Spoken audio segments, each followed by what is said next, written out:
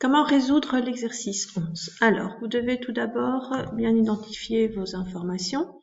Vous avez donc un mouvement vibratoire sur une droite. Je vais la dessiner verticalement pour ne pas prendre trop de place. Autour d'une position d'équilibre, entre deux positions extrêmes. Je vais nommer P1 et P2 les deux positions extrêmes. Nous avons besoin d'un système de référence. Je vais le placer sur la trajectoire, l'orienter comme ceci, nommer Y, et l'origine du système de référence, je vais le placer au niveau de la position d'équilibre. Alors, cela me permet donc d'établir les données correctement. Un objet est à 20 cm de la position d'équilibre.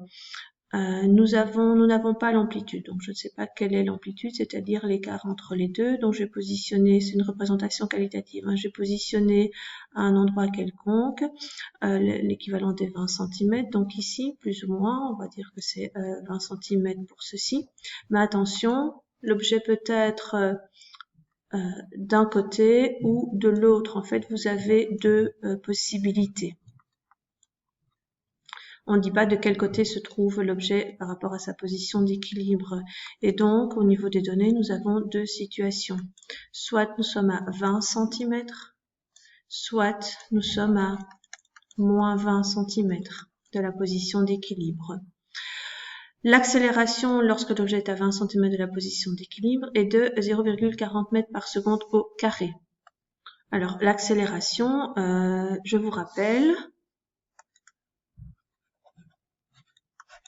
qu'elle est liée à l'élongation, mais elle est toujours, c'est la propriété fondamentale du mouvement harmonique simple, est toujours de signe contraire à cette élongation.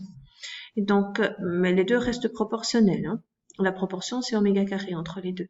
Et le moins ici, que cela veut-il dire? Eh bien, lorsque vous avez un vecteur orienté dans un sens, prenons le A orienté comme ça, d'office, vous avez le Y qui sera dirigé dans l'autre sens. Vous n'avez pas le choix. Voilà. Et donc, si je représente mon vecteur position pour la première situation que j'avais repérée, c'est-à-dire l'objet situé entre O et P1. Donc, mon vecteur position, le voici. Quel sera mon vecteur accélération?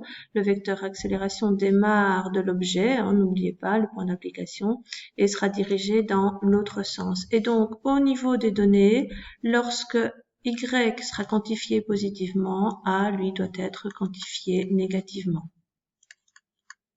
Et donc, forcément, de l'autre côté, ce sera le contraire. Là, j'ai quantifié négativement Y et donc je vais devoir quantifier positivement le A. Voilà. Vous n'avez guère plus de données. Ben, vous n'en avez pas plus. L'inconnu, c'est la période. Comment la trouver? Vous n'avez que l'accélération et l'élongation. Et donc, il faut utiliser la formule qui relie les deux, c'est-à-dire celle que je vous ai mentionnée ici. L'accélération est directement proportionnelle à l'élongation. Le facteur de proportionnalité est le carré de la pulsation, mais les deux grandeurs sont toujours de signe contraire. Alors, il vous reste celle-ci, oméga, qui est une inconnue entre guillemets là-dedans, mais n'oubliez pas que vous cherchez la période. Oméga et la période sont reliés par la formule oméga est égal à 2pi sur t. Et voilà comment trouver votre période. Il ne vous reste plus qu'à résoudre. En reprenant, je vais prendre la première situation. Donc, moins 0,40 est égal à moins oméga carré fois, alors attention, c'est pas 20 cm que vous devez introduire, mais 0,200, puisqu'il faut travailler avec une cohérence des unités. L'accélération est renseignée en mètres par seconde au carré, et donc vous devez renseigner l'élongation également en mètres.